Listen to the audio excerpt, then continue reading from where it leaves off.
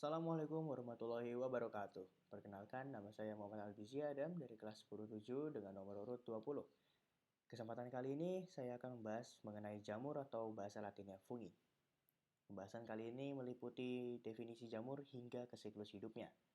Kita mulai dari definisinya terlebih dahulu, yaitu fungi atau jamur adalah organisme eukariotik yang memiliki sifat heterotrof, yang berarti tidak dapat menghasilkan makanan sendiri dan harus mendapatkan nutrisi dari lingkungan sekitarnya. Fungi ini berbeda dengan tumbuhan karena mereka tidak memiliki klorofil dan berbeda dari hewan karena dinding selnya tersusun dari kitin. Mereka ini memperoleh nutrisi dari lingkungan sekitarnya dengan proses dekomposisi. Ciri-cirinya ada 5. Yang pertama, berupa benang tunggal dan ada yang bercabang disebut hifa. Kumpulan hifa disebut miselium.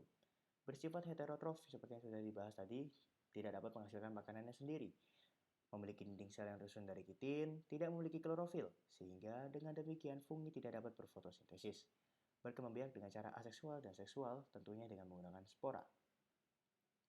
Lalu kita lanjut ke struktur fungi, yaitu sporangium berfungsi untuk membentuk dan menyimpan serta melepaskan spora. Sporangiospora berfungsi untuk penyebaran perkembangbiakan jamur. Columella berfungsi sebagai pendukung serta membantu distribusi nutrisi ke sporangium. Colaret, sisa dari dinding sporangium yang tertinggal setelah sporangium itu pecah dan melepaskan sporangiosporanya. Sporangiosfor berfungsi untuk membantu penyebaran sporangiospora dengan meningkatkan ketinggiannya agar mudah dibawa angin. Apofisis, sebagian pembesaran di bawah sporangium yang membantu dalam mendukung struktur sporangium. Stolon berfungsi untuk pertumbuhan dan penyebaran jamur ke area yang lebih luas. Rhizoid berfungsi untuk menempel pada substrat dan menyerap nutrisi. Lanjut ke klasifikasinya, kita ambil zigomikota dan askomikota.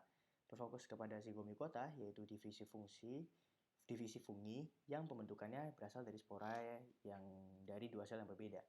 Zigomikota sendiri biasanya hidup di habitat daratan atau saprofit, yaitu jamur pelapuk atau tinggal pada inang yang sudah mati.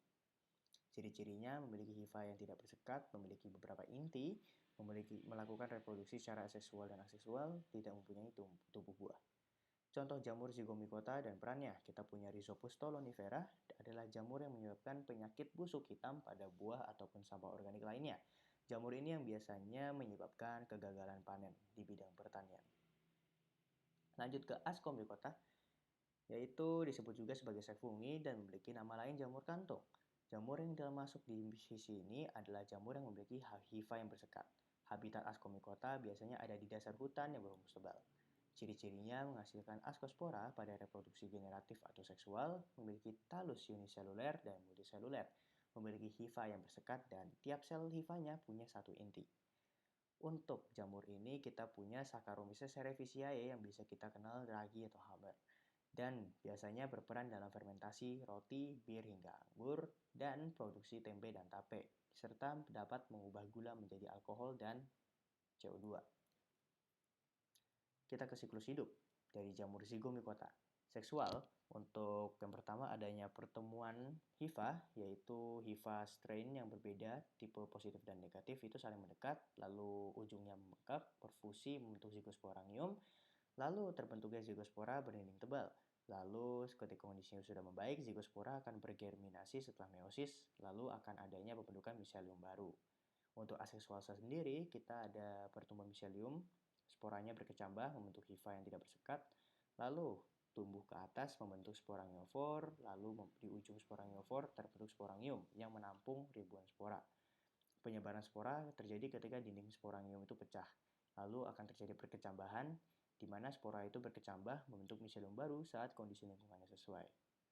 Itu saja penjelasan singkat saya mengenai bab fungi atau jamur. Kurang lebihnya mohon maaf. Wassalamualaikum warahmatullahi wabarakatuh.